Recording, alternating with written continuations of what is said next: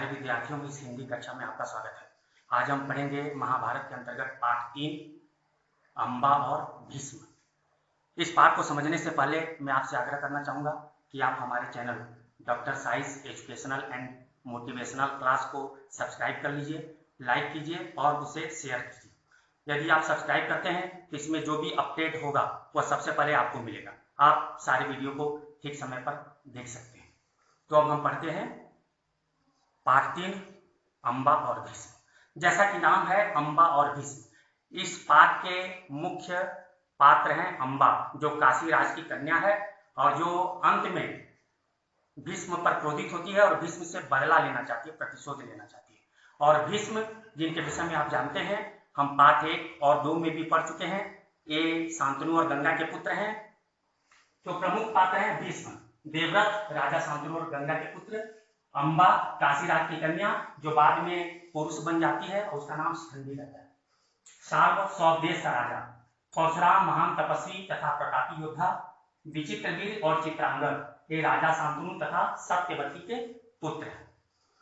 तो हम इसकी कथा वस्तु समझते हैं। जब राजा शांतनु ने सत्यवती से विवाह कर लिया तो सत्यवती के 2 पुत्र हुए, चित्रांगद और विचित्रवीर। चित्रांगद स्वेच्छाचारी थे, इसलिए एक गंधर्व से युद्ध करते समय उनकी मृत्यु हो गई। उनके मृत्यु के उपरांत विचित्रवीर सिंहासन पर बैठे, लेकिन उस समय इनकी छोटी अवस्था थी, इसलिए राजकाज भीष्म ने संभाला। जब ये युवक बने तब इनकी विवाह की चिंता हुई। भीष्म ने अपने मन में विचार किया कि भारतवर्ष की अच्छी राजकुमारियों से, सुंदर और गुणी राजकुमारियों से इनका विवाह किया जाए।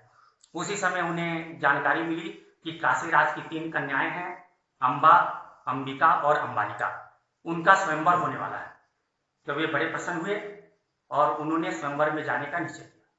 प्यारे विद्यार्थियों में बता दूं कि स्वयंवर क्या होता है। स्वयंवर का होता है स्वयंवर, यानी पहले राजकुमारियां अपने लिए स्वयं वर यानी पति का चुनाव करती थी। स्वयंवर 2 प्रकार के होते थे। पहला स्वयंवर जिसमें एक शर्त रखी जाती थी, उस शर्त को जो राजकुमार पूरा करता था उसे राजकुमारी का विवाह कर दिया जाता था। जिस तरह सीता स्वयंवर में राम ने धनुष भंग करके इस स्वयंवर की शर्त पूरी की। द्रौपदी स्वयंवर में अर्जुन ने मछली की आंख पर तीर भेदन कर इस शर्त को पूरी की।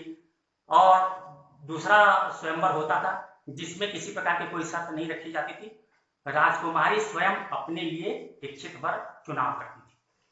तो यहाँ इस स्वयंवर में देश विदेश के राजकुमार आए।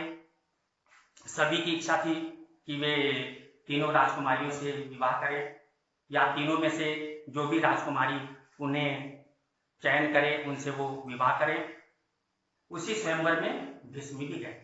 भीष्म को देखकर सब राजकुमारों में खलबली मच गई। सबसे पहले उन्होंने सोचा कि शायद भीष्म स्वयंवर देखने आए हैं, लेकिन जैसे ही भीष्म ने स्वयंवर में सम्मिलित राजकुमारों की सूची में अपना नाम भी सम्मिलित करवाया, तब राजकुमार उनका मजाक उड़ाने लगे। सभी भीष्म पर थपकियां कसने लगे कि अरे इनके उस प्रण का क्या हुआ, जो उन्होंने आजन्म ब्रह्मचारी रहने का प्रण लिया था, उस प्रण का क्या हुआ। ब्रह्मचारी का प्रण ले लिया और देखने से तीनों राजकुमारियों के साथ विवाह करने के लिए आ गए और स्वयंवर में इन्होंने अपना नाम भी दे दिया। तो सभी उनका मजाक उड़ाने लगे। तीनों राजकुमारियां भी उनसे नाराज हो गई और उनकी उपेक्षा करी। और जैसे स्वयंवर प्रारंभ हुआ, तीनों राजकुमारियों ने उनकी तरफ देखा नहीं, उनकी उपेक्षा की और आगे बढ़ गई। अपनी उपेक्षा से भीष्म क्रुद्ध हो गए और उन्होंने सभी राजकुमारों को पराजित करके राजकुमारियों का अपहरण कर लिया। जैसे ही तीनों राजकुमारियों को रथ में बैठा के भी हस्तिनापुर को चले, सौदेश का राजा साल्व जो अंबा से प्रेम करता था और अंबा भी उसके प्रति अनुरक्त थी, साल्व ने भीष्म का पीछा किया। दोनों में भयंकर युद्ध हुआ और उसमें साल्व पराजित हुआ। भीष्म साल्व को मार ही देते, लेकिन बाकी राजकुमारियों ने विनती की और साल्व के प्राणों की रक्षा करी। साल्व सौदेश वापस चले आए। तीनों राजकुमारियों को लेकर भीष्म हस्तिनापुर पहुंचे। विचित्रवीर के विवाह की तैयारी होने लगी। तब अंबा भीष्म के पास पहुंची और उनसे विनती की कि हे गांगे, मैंने अपना वर चुन लिया है और वर मैंने चुना है सौभ देश के राजा साल को, मैं उनसे विवाह करना चाहती हूँ। तब भीष्म प्रसन्न हुए, उन्होंने कहा ठीक है, कोई बात नहीं, आप सौभ देश चले जाइए और जाकर उनसे निवेदन कीजिए और उनसे विवाह कीजिए।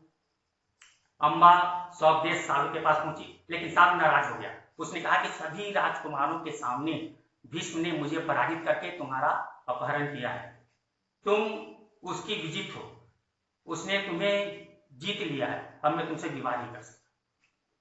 इधर अंबिका और अंबालिका के साथ विचित्रवीर का विवाह हो गया। वापस दुखी होकर अम्बा हस्तिनापुर पहुंची। उसने भीष्म को सारी बातें बताई। भीष्म ने विचित्रवीर से निवेदन किया कि साल्व विवाह करना नहीं चाहता है अम्बा से, लगता है उसके मन में अम्बा से विवाह करने की कोई इच्छा नहीं रही, वो कभी इससे प्रेम ही नहीं किया, अगर प्रेम करता तो अवश्य विवाह करता, तो ठीक है तुम इससे विवाह कर सकते हो। लेकिन विचित्रवीर ने भी मना कर दिया कि नहीं, मैं अम्बा से विवाह नहीं करूंगा। अब अम्बा के पास कोई चारा न था, क्या करती, दुखी हो गई। फिर भीष्म ने अम्बा से कहा कि ठीक है, एक बार फिर जाओ और जाके साल्व नरेश से निवेदन करो। फिर वह सौभ देश पहुंची, साल्व से निवेदन किया, बड़ी मिन्नतें की, लेकिन साल्व ने मना कर दिया कि मैं किसी भी कीमत में तुमसे विवाह नहीं कर सकता। अब बेचारी अम्बा क्या करती, वापस हस्तिनापुर पहुंची और उसने अपने इस दुख का कारण भीष्म को समझा और भीष्म से कहा कि आपने मेरा अपहरण किया है, इसलिए आप मुझसे विवाह कीजिए, मेरा तो जीवन व्यर्थ हो जा रहा है, हुए जा रहा है।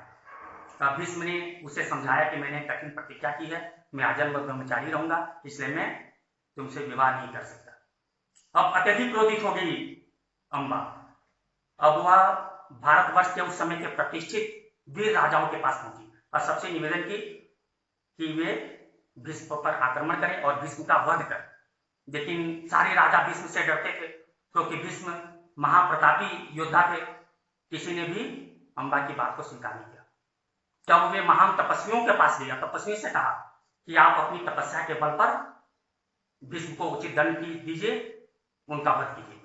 तपस्वी ने कहा कि ये भी हमारे बस की बात नहीं है, आप परशुराम जी के पास जाइए, परशुराम इसका निदान कर सकते हैं। तब अम्बा परशुराम जी के पास गई। परशुराम जी ने पूरी कहानी सुनी और अम्बा की करुण कथा सुनकर वे द्रवित हो गए, दुखी हो गए। तब परशुराम ने कहा कि ठीक है काशीराज कन्या, तुम मुझसे क्या चाहती हो? तब अम्बा ने कहा कि आप भीष्म के साथ युद्ध कीजिए, उसका वध कीजिए। परशुराम कहा कि ठीक है, और परशुराम और भीष्म के बीच युद्ध प्रारंभ हुआ। दोनों ही जितेंद्रिय थे, अपनी इंद्रियों को जीते हुए थे, दोनों ही ब्रह्मचारी थे और दोनों ही महावीर थे। भयानक युद्ध हुआ और इस युद्ध में अंततो गत्वा अंत में परशुराम पराजित हुए। परशुराम ने अम्बा से कहा कि जितना हो सकता था मैंने किया, अब मैं और क्या अधिक करूं, तुम एक काम करो, फिर भीष्म के पास जाओ और भीष्म से ही कुछ उपाय पूछो।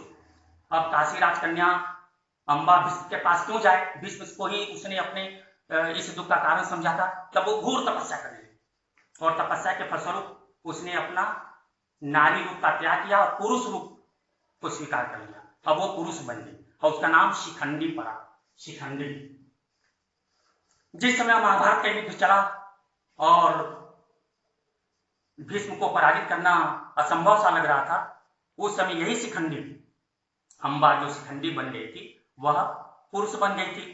तो वह अर्जुन के पास पहुंची और अर्जुन ने उसे अपने रथ पर श्री कृष्ण के मतानुसार बैठा लिया और शिखंडी के पीछे से उन्होंने भीष्म पर प्रहार करना शुरू किया। भीष्म भी अपने अंतर्ज्ञान से समझ लिए कि यह पुरुष नहीं है, बल्कि यह अम्बा है जो पुरुष वेश में है।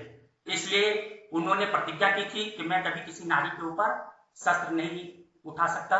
तो उन्होंने अपना अस्त्र शस्त्र रख दिया और वे निरस्त होकर खड़े हो गए और इसी शिखंडी के पीछे से अर्जुन ने बाणों की वर्षा करके भीष्म पितामह को धराशायी कर दिया। जब भीष्म पितामह धरती पर गिर पड़े तब अम्बा का क्रोध शांत हुआ। तो यह पाठ 3 की कथा वस्तु है। अब हम अगले वीडियो में इसका प्रश्नोत्तर करेंगे। धन्यवाद।